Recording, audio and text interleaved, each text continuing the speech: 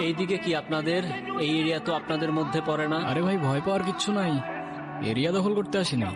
Area আপনার, ধান্দা আমার। Let's talk business. এই এরিয়াতে ধান্দা করতে হইলে নিজেরে প্রুফ করা লাগে ব্রাদার। চলেন খেলি।